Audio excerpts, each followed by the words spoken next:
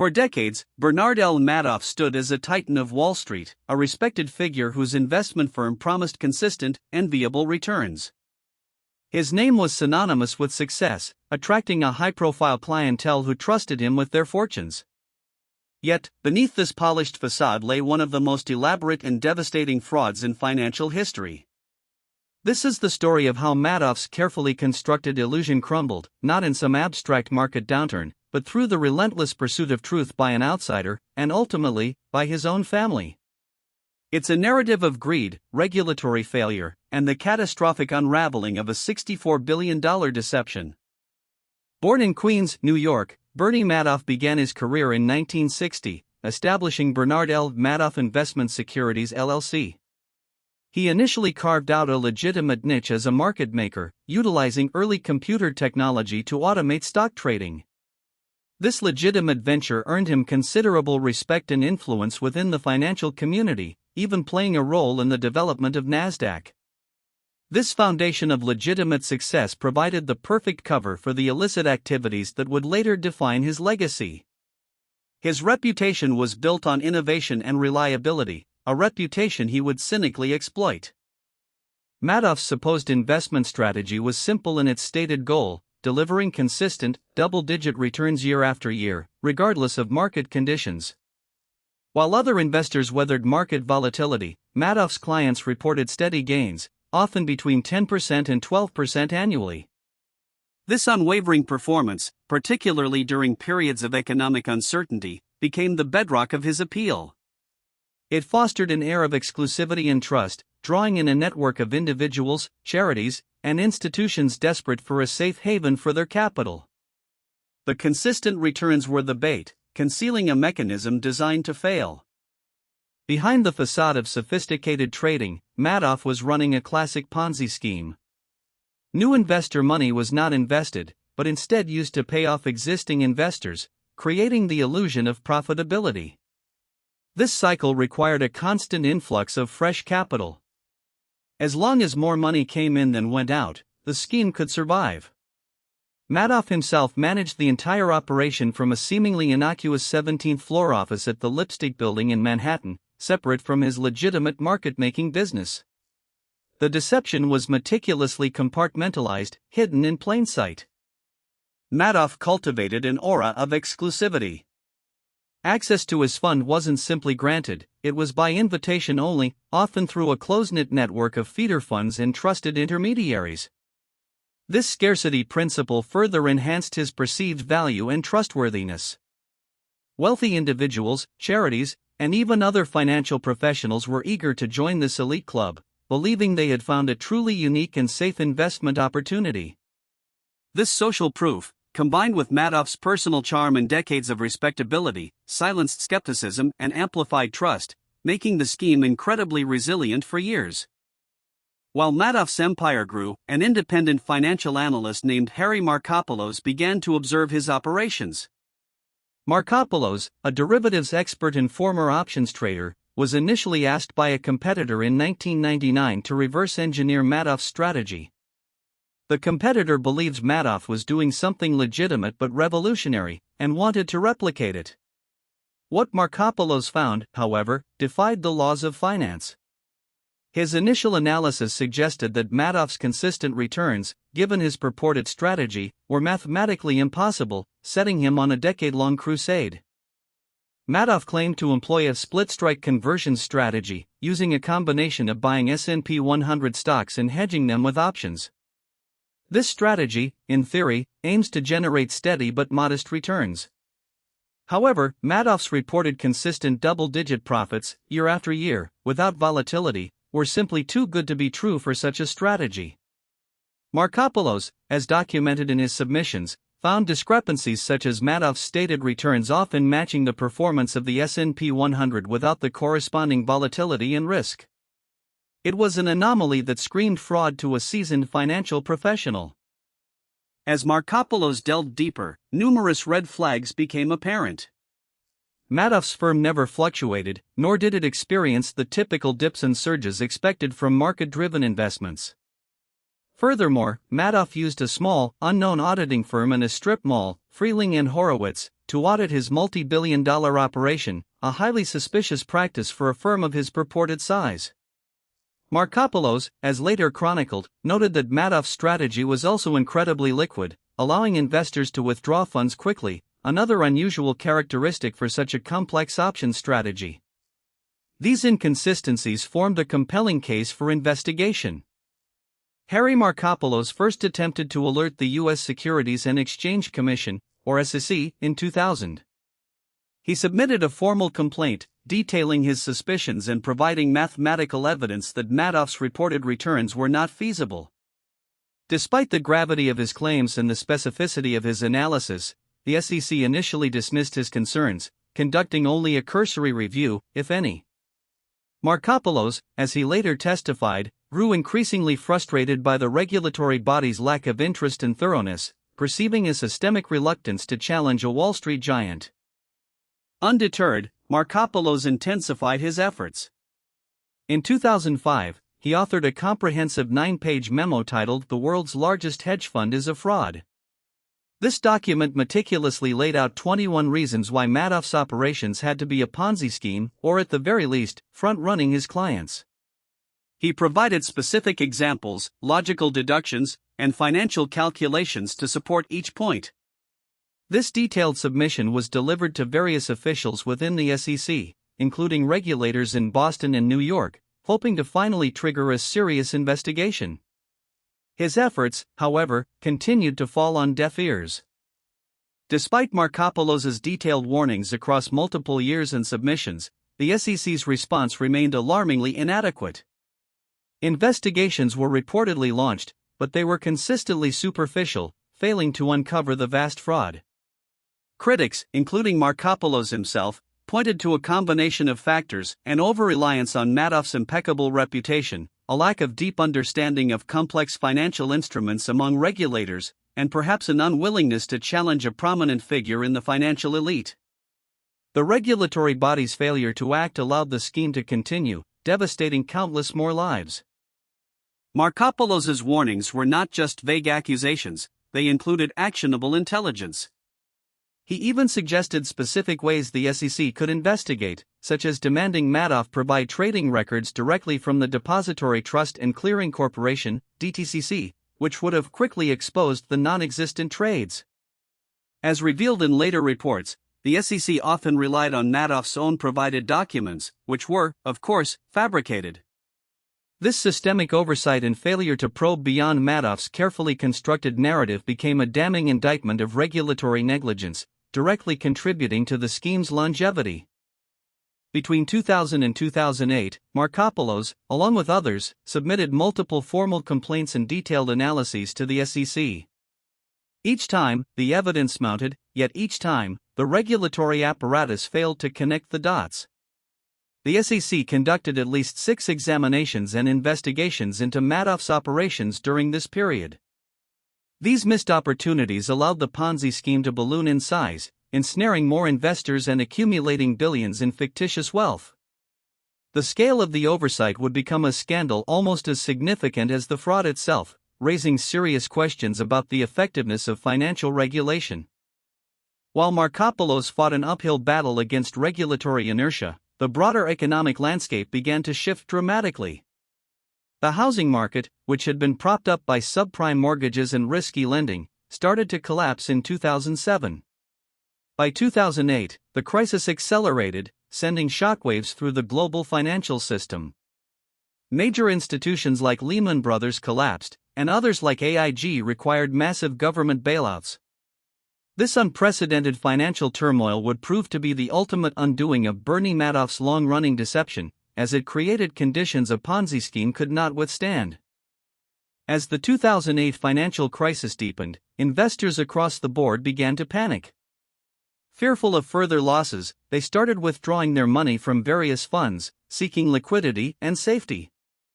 Madoff's clients were no exception. Many, facing their own financial pressures, sought to redeem their investments, putting unprecedented strain on the scheme. A Ponzi scheme relies on a constant inflow of new capital to pay off existing investors. As redemption soared and new money dried up, Madoff's house of cards began to wobble precariously, revealing its fundamental weakness: it held no real assets. The 2008 financial crisis exposed the fatal flaw in Madoff's operation: its utter lack of real investments. While Madoff fabricated account statements showing billions in securities, the reality was that these assets did not exist. There was no trading, no hedging, just a bank account that cycled money. When investors collectively demanded their money back, the cash reserves quickly dwindled. Madoff could no longer find new investors quickly enough to cover the massive redemptions. The market downturn wasn't just a challenge, it was an existential threat that exposed the scheme's fraudulent core. As November and December 2008 approached, Madoff found himself in an increasingly untenable position. Redemption requests escalated into the billions. He desperately tried to raise funds, contacting banks and even attempting to get an advance on his year-end commissions, but the financial crisis had frozen credit markets. The flow of new money, which had sustained his scheme for decades, had completely ceased. Madoff's world was collapsing around him, and he knew it. The pressure of maintaining the elaborate lie became unbearable, forcing him towards an inevitable and devastating admission. The breaking point arrived on December 10, 2008. Unable to continue the charade, Bernie Madoff called his two sons, Mark and Andrew Madoff, to his Manhattan apartment. He reportedly told them that he had something to tell them and that he was finished. According to later court documents and family accounts, he confessed that his entire investment advisory business was one big lie, a giant Ponzi scheme. The firm, which they believed was managing billions legitimately, was, in reality, a giant fraud.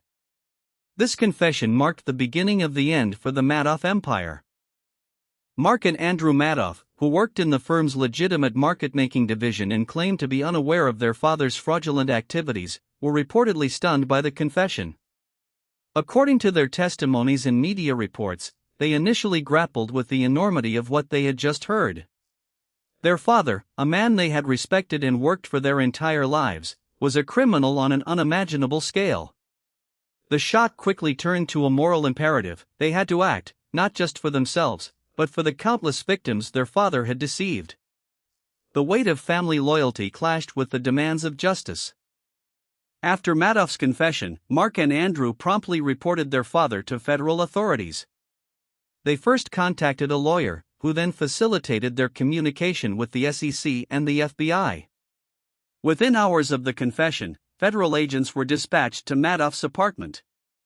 This swift action by his sons was crucial in bringing the scheme to an immediate halt. Their decision, while agonizing, was unambiguous: the law had to take its course. It was a dramatic betrayal, but one motivated by the unprecedented scale of their father's fraud and its impending catastrophic impact. On the morning of December 11, 2008, federal agents arrived at Bernie Madoff's Upper East Side penthouse apartment. According to official reports, Madoff confirmed his earlier confession to his sons, stating there was no innocent explanation for his actions. He was arrested and charged with one count of securities fraud. The news sent shockwaves through Wall Street and beyond. The man who had been a pillar of the financial community for decades was now exposed as the mastermind of the largest Ponzi scheme in history, his empire crumbling in a single day. For Harry Markopolos, Madoff's arrest was a bitter vindication. For nearly a decade, he had tirelessly warned regulators, submitting irrefutable evidence that was consistently ignored. In a congressional testimony, Markopolos famously stated, "I was trying to get the SEC to catch a criminal, and instead, they caught me trying to catch the criminal." His story became a powerful indictment of regulatory negligence and a testament to the perseverance of one whistleblower against institutional indifference. The collapse of Madoff's scheme proved every single one of Markopolos's detailed warnings correct. The arrest was just the beginning of understanding the true scope of Madoff's deception. Initial estimates of the fraud were staggering, but they continued to grow as investigators pieced together the fragments of his fictitious empire. It became clear that Madoff's scheme had operated for at least 2 decades, possibly longer, with estimates of the principal invested ranging from $20 billion to $65 billion. This was not merely a large fraud, it was an unprecedented financial catastrophe, touching thousands of lives and shattering trust in the financial system's safeguards. The often cited figure of $64.8 billion represents the total amount stated on Madoff's fictitious account statements provided to clients, not necessarily the actual cash invested. The estimated actual cash losses from victims was closer to $20 billion. However, this distinction offered little comfort to those who believed they had amassed substantial wealth under Madoff's care. The promised returns were simply imaginary, created on fake statements. This monumental discrepancy between what clients thought they had and what actually existed highlighted the profound depth of Madoff's deception. Madoff's scheme had a truly global reach, affecting individuals, charities, universities, and pension funds from New York to Europe and beyond. Celebrities, foundations, and ordinary retirees all lost significant portions, if not all, of their life savings. The list of victims included Nobel laureate Elie Wiesel's foundation, the Robert I. Lapin Charitable Foundation, and countless others. The betrayal was deeply personal for many, as Madoff had often cultivated close relationships with his clients, exploiting their trust and friendship for his own criminal enterprise. For many, the collapse of Madoff's scheme meant financial ruin. Retirements were obliterated, charitable missions halted, and generational wealth vanished overnight. The psychological toll was immense, compounded by feelings of betrayal and shame. Some victims, unable to cope with their losses, faced dire personal consequences. The fraud didn't just strip people of their money, it stripped them of their futures and their sense of security. The ripple effects of this devastation would be felt for years, even decades, through the victims' lives and through the broader economy. The Madoff scandal prompted intense scrutiny of the SEC and other regulatory bodies. Congressional hearings and internal investigations revealed systemic shortcomings, a failure to adequately investigate credible warnings, an over-reliance on self-regulation, and a lack of expertise in complex financial instruments. The SEC's Inspector General's report detailed how multiple internal complaints and Markopoulos's extensive evidence were mishandled and ignored over many years. This public reckoning led to calls for significant reforms in how financial institutions are overseen, aiming to prevent such a catastrophic failure from ever happening again. On March 12, 2009, Bernie Madoff pleaded guilty to 11 federal felonies, including securities fraud, wire fraud, and money laundering. He stated in court, "I am deeply sorry and ashamed." On June 29, 2009, Madoff was sentenced to 150 years in federal prison, the maximum allowable sentence. Judge Denny Chin stated, "The fraud was staggering. The damage to thousands of victims was incalculable." Madoff expressed no remorse to his victims directly but acknowledged his guilt, ending his public saga with a lifetime behind bars for the unprecedented scale of his deceit. The Madoff scandal left a profound legacy of shattered trust. Beyond the financial devastation, it exposed the vulnerability of even sophisticated investors to elaborate fraud and the critical gaps in regulatory oversight. For Mark and Andrew Madoff, reporting their father meant immense personal tragedy. Mark Madoff tragically died by suicide 2 years after his father's arrest, on the second anniversary of the arrest. Andrew Madoff died of cancer in 2014, maintaining his innocence and condemning his father's actions until his last days. The family was irrevocably fractured by Bernie's crimes. In the aftermath, court-appointed trustee Irving Picard began the monumental task of recovering funds for Madoff's victims. Through extensive litigation and clawback actions against investors who profited from the scheme, Picard managed to recover billions. By 2021, over $14.3 billion had been recovered and distributed to victims, representing approximately 80% of the principal losses. This arduous process, however, took years and could never fully restore what was lost, highlighting the enduring challenge of recovering from such a deep and pervasive fraud. The Madoff fraud served as a stark lesson in investor vigilance and the necessity of robust regulatory oversight. It reinforced the adage, "If it sounds too good to be true, it probably is." Investors are now often advised to scrutinize consistent, high returns, especially when little information about the strategy is provided. The reliance on external, reputable third-party custodians for assets, and independent auditing by major firms, became paramount. These basic principles, if applied, could have exposed Madoff's fraud years earlier, saving billions and preventing immense suffering. Bernie Madoff died in prison in April 2021 at the age of 82, taking many secrets with him. But the legacy of his scheme endures. It stands as a cautionary tale of unchecked power, regulatory failure, and the devastating impact of one man's greed. His downfall during the 2008 financial crisis, the relentless efforts of Harry Markopolos, and the heartbreaking decision by his own sons to expose him, collectively illustrate how even the most sophisticated and long-running deceptions can ultimately unravel under pressure. The Madoff scandal remains a defining moment in financial history.